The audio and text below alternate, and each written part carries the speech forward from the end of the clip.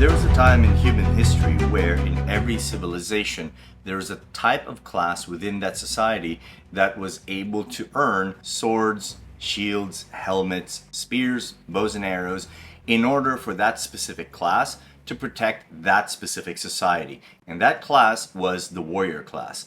And those warrior classes tended to start their warriors from a training and selection standpoint from a very young age. From the time they were born all the way to the time of their deaths, they went through a lot of rigorous training and a very rigorous selection process. As a result of that, that's how they earn their weapons. Nowadays, our weapons tend not to be relegated to the warrior class.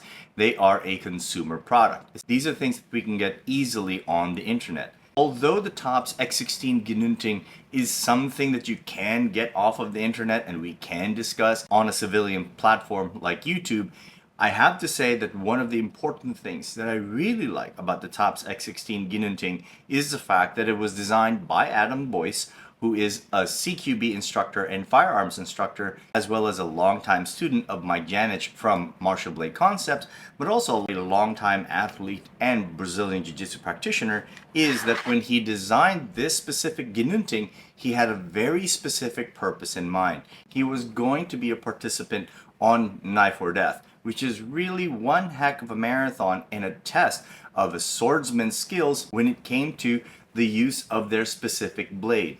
When he created the X16, he wasn't necessarily thinking of a consumer product. He was thinking of a product that could help him overcome the challenges of what this series of obstacles offered on Knife or Death. So a few things I want us to consider. Number one, the kind of athlete that the X16 was created for, but also number two, the kind of obstacles and challenges that it was designed for.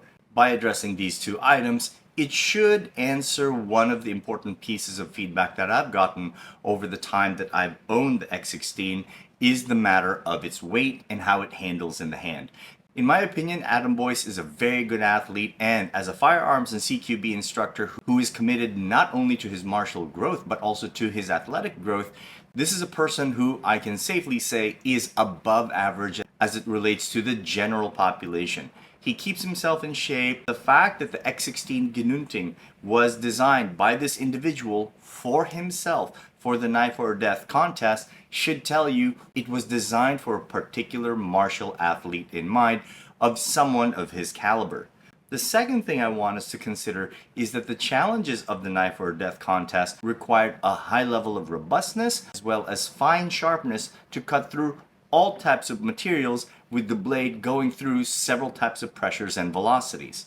It is impressive to note that weighing at 2.2 pounds, just a quick look at the internet as it relates to the standard weight of most swords, they fall somewhere between the 2 pound and 4 pound range. Specifically, if we're looking at Japanese swords, this coming in at 2 pounds, 2 ounces, and designed to go through wooden crates, all types of meats, ropes, and plastic buckets filled with sand, but also able to do this kind of sharp work and very fine work at that. I'm very impressed by its overall design, but the fact that it was designed for a very purpose-driven event and a very purpose-driven athlete tells me that on many levels, this may be the best Ginunting that you can get on the market today.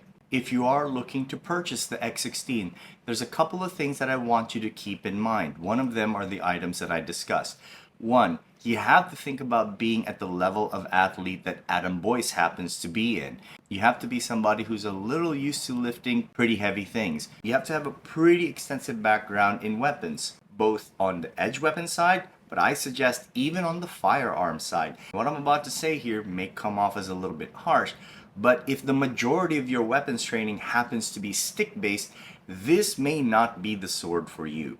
I think the Doce X16 Ginunting is a little bit more intermediate advanced, and that swordsman who purchases the X16 is somebody who's a little bit more familiar with all types of weapons and has reached certain levels of proficiency. So if you're thinking of getting the X16, you might want to take a look at A, your level of athleticism, but also B, your level of martial weapons proficiency. The other thing that I want you to consider is how you're going to integrate it into your training regardless of your level. Let's say you watch this video and you say, you know what, I'm gonna go ahead and get it anyway, Whether I am super advanced or super at a beginner, I'm going to go ahead and get it. The other thing I want you to consider is how you're going to integrate it into your training. Whether you're stick-based, firearms-based, or you're a jiu-jitsu practitioner, I want you to keep in mind what this sword can actually do. You saw how sharp it is, you know how robust it is, so how are you going to actually train it, but also make time for it so that it is actually integrated into your overall program? The last thing I want us to consider, if you are looking at getting the Doce X16 Ginunting, the overall message that I want you to take away from this is that if you're looking to get it, you got to think about the Doce X16 being here and you being somewhere around here, and you have to meet its expectations of you. In other words, kind of think like an old school warrior class warrior, whether you're a Spartan or a Filipino martial artist or a Japanese martial artist, in that you kind of want to earn the right to be able to wield it. Not just because you have the credit card or you have the dispensable funds for it so that you can get it, but think about how are you going to train this and how are you going to make yourself strong enough so that when you work with it, it's something that's going to help you develop and actually becomes a pleasurable experience for you. So with that in mind, I want us to think about what this can be used for as far as your martial training is concerned. The two things I always think about when it comes to edge weapons is how would this handle in unarmored conflict versus armored conflict. And in my view, a sword should be able to do both. So if I have a sword that can really only handle unarmored conflict, I'm not that interested in it outside of the purpose of study. But from the purpose of practice, I really only take a look at swords that have that dual mindset as part of its purpose, meaning it can handle unarmored conflict or armored conflict. The more time I spent with the Doce X16 Ginunting, and I want us to consider this, especially if you're looking to integrate this as part of your training, is what is now generally known as the Dosmanos method. And the Dosmanos method means two-handing. In Filipino martial arts, it generally means holding the sword with two hands, and you're trying to move with it so that you can generate enough force and enough leverage so that the sword, if it's particularly heavy, is something that you can direct with the appropriate focus and intention so that it doesn't get away from you without cutting you or cutting somebody else. What I'm going to show today is how what is popularly known as the Dosmanos method is going to work with the Doce X16 Ginunting with a very specific qualifier. The liners are still in the handle. In my previous episode that I promised that I would do an episode without the liners, but I think this one with the liners has at least one more episode in it because I think that it adds to the robustness, but after a while, you're gonna want to use some of that Dosmanos, especially if you're looking at some armored warfare practice and flow. I'm not going to use this terminology too much in this episode, but in the Estocado method, there's some very specific Tagalog terms, which comes from the Ilustrisimo Dizon Mohara system, which I inherited through my father, who was a private student of Ilustrisimo Dizon. There are three terms that I want to talk about here with the Dosmanos use of the Doce X16 Ginunting. One, Filipino Dizon didn't actually use the term Dosmanos. What he liked to use what's called dalawahan. And dalawahan means dalawa in Tagalog means two. So this is one, isa, and dalawa is over here. Dalawahan means to hold it with two hands. But there are several applications here that's going to be a little specific and terminology specific. This is dalawahan, meaning you're holding the handle with two hands. The other one is called dulo sa dulo. Dulo sa dulo means tip to tip. Now with the stick, what that means is I would hold one tip of the stick and hold the other tip of the stick. Clearly, I can't necessarily do that with this Ginunting, but I can modify it so that you have one grip over here, dalawahan, and then the other one is called dulo sa dulo, but instead of doing it here, I'm gonna hold it down here. So this is the second position that I have found that is really effective when I am two-handing the Ginunting. The third one comes from Ilustrisimo, and this one borrows more from their traditional Dosmanos, where every now and then when the hand passes, I'm going to put it right on top of my hand to help guide the sword through its path. I think this is really good because when I go ahead and put my hand here, I can more accurately carve the path of the edge as it goes through its target, and then if I need to redirect it, I can take my hand as a natural index and redirect it again. I like putting all three of these methods together, so when I am flowing with the Doce X16 Ginunting and looking to make the appropriate biomechanical adjustments as I go from one range to another, while making this very manageable, I think that the two-handed approach, especially with those three paradigms in place, dalawahan, dulo sa dulo, and Dosmanos, is going to make this much easier and much more enjoyable for you to integrate into your practice. The important thing to consider here is that this is something that you're probably not going to be familiar with if you are a stick-based Filipino martial artist. So a lot of the biomechanics that I'm going to be showing here is not necessarily going to be familiar to you because you're used to taking a look at the Ginunting and thinking of it as a one-handed weapon when in fact I think it can go one hand and then ultimately two-handed. In the first episode on the Doce X16 Ginunting that I did, you saw how I worked with it primarily in the one-handed manner, using the de cuerdas, Mohara, and the Ilustrisimo paradigms to show its movement capabilities. But for this one, I'm going to be using mostly the Mohara curriculum and a little bit from the Ilustrisimo curriculum as it relates to their understanding of the Dosmanos method. One more thing that I want everybody to keep an eye out for when I'm moving, I'm not going to underline it too much because it's a little complicated to display. I'm going to be displaying some of the biomechanics from my family's Gajudo system, and the Gajudo system is the World War II combative system that my father inherited from his uncles who were famous escrimadores, who also fought in World War II. This one I'm going to show a little bit of because that's a more sword-based martial art, even though they like to display their art with sticks. The biomechanics is going to be a little different, but when I'm moving, please pay attention to my hips, but also the placement of my legs, also what types of openings it allows me from the perspective of footwork and repositioning. I really hope you enjoyed this video, and thank you for letting me share. A portion of today's agenda is going to be a review of what I had covered in the first episode that I had done on the X16 Ginunting. For today's agenda, the review portion is going to be the grips, but the new portions are going to be the postures and their systems, Payong applications, and two-handed applications. First grip is going to be the secondary one that goes all the way down. The primary grip is going to be only going to about 90 degrees, angles 3 and 4. I like to use the Ilustrisimo paradigm for the biomechanics whenever I use the X16 in that secondary grip. The way the X16 drops all the way down below the waistline allows me to use the Ilustrisimo biomechanics, especially with the use of the hips. And so I like to use this paradigm when I'm holding it in that secondary grip. In the primary grip, I use de cuerdas, and de cuerdas is very arm oriented, almost like Doce Pares, but not necessarily, because they like to go around the center line, which is represented by the stick when you're working with an opponent. Moving past the review, let's take a look at the new material. Let's take a look at the postures. The top posture I like to associate with Ilustrisimo. This is a great picture of Guru Vico Pirin.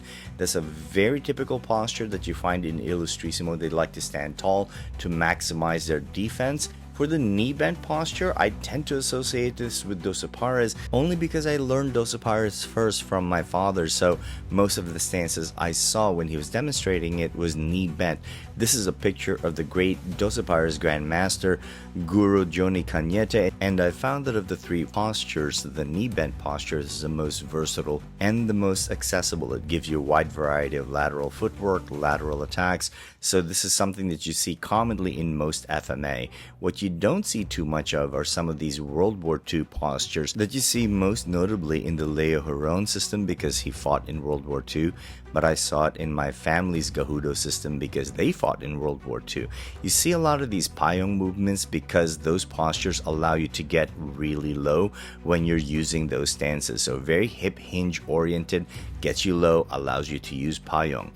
So when I'm using the X16 with this Tukap method, I want you to see first and foremost how the three postures actually impact your range management. So when you're seeing me moving right now in that kind of tall posture with the X16, I fluidly move from the tall, knee, hip hinge, and then back to tall, because when you see that, it brings to your awareness that these postures are actually fluid. So firstly, let's take a look at the Ilustrisimo tall posture. Notice how far the tip of the Ginunting is from my target, Howard. But as I bend my knees, it actually gets a little closer. So this is what you commonly see in Doce Pares. But as I hip hinge, my Gajudo system actually gets me closest to my target. So once again, let's take a look at Ilustrisimo. You see how far the sword is, then I bend my knees, I get a little closer, little hip hinge, and now I can touch the opponent. Now let's take a look at the two-handed methods that are available to us. One way I like to do it is have the sword come back to center line, grab the bottom of the sword, then go towards the target. The other one is above the head and then go towards the target. Before we take a look at the advanced nuances relating to grip and posture, let's take a look at the 3 ways to hold the sword in a two-handed manner. Again, holding the X16 in a primary grip. This is called dalawahan, where your left hand grabs the bottom of the sword. This is the most common one. The second one is what's called dulo sa dulo.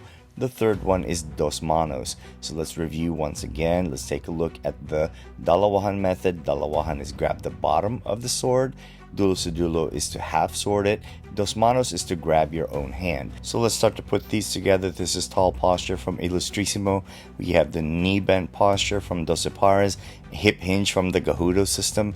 From any of these postures, I can go into any of the two-handed grips. So I can go into the next posture, so Gajudo with the two-handed dalawahan. Because of the design of the X16, these types of more advanced nuances have to be applied. The most advanced one that I've seen is at the Payong level change to go to the two-handed. So this is important because you have to go right under the sword when you do this. The reason for this is because if you're looking at sword-on-sword conflict, if you stay at a tall posture, your own sword will crash into your head. Make sure that that Payong is a bit more of a marker to go under, then go dalawahan, and then go into your target. This is where I think some of that World War II eskrima is very different from the eskrima that we know nowadays, because although they used a lot of their eskrima using sticks, they also had to rely heavily on swords, which is something that we don't generally see in today's eskrima anymore. So let's move on now from the dalawahan to the dulo sa dulo. So now what you're gonna do is half sword it under that payong and then step in aggressively and use that tip to cut across, use the jugular, and apply pressure. So this is one of the important differences. Again, we're going to move into Dosmanos. We're using more of that low line attack from a tall posture, where we're going to use that left hand now to move into this modified payong to thrust into the jugular or thrust into the thoracic. One can commonly redondo out, leaving the head exposed, but from this position I can go into a one-handed redondo to the jugular, do the same thing with the Dosmanos for power, go right back in again in that low hip hinge posture, dulo sa dulo, cut across. So I'm going to free flow here a little bit. I want you to pay close attention to how the X16 behaves now that we are presenting it in this variety of postures and this variety of grips. I'm going to slow down a good portion of my movements here so that I can start to have you point out some of the things, at least for yourself internally, in terms of what's happening here. Notice that I'm in that low World War II Gajudo system posture, and then I can start to pick it off a little bit with the one-handed. I think I'm fine with that, but what if I start moving with it in a two-handed manner? In my opinion, from my experience, using the X16 in the one-handed, then fluidly going into something more two-handed, using Dosmanos or even dalawahan, this is what makes this sword really, really versatile, because it allows me to go from posture to posture.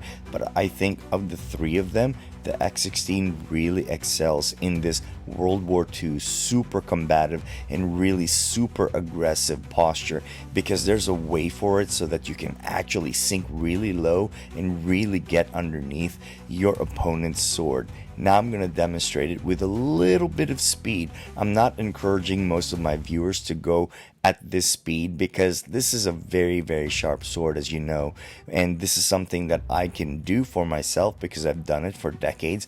But really take a very close look at how these postures, these changes, the differences in grips, and how the dalawahan, Dosmanos, and the dulo sa dulo come into play, but always with those dynamic changes in posture for maximum leverage, efficiency, and force generation. This is something that I'm really enjoying, specifically with the X16, because it is just so well designed. I really hope you enjoyed this video. Stick around, stay tuned, more videos to come.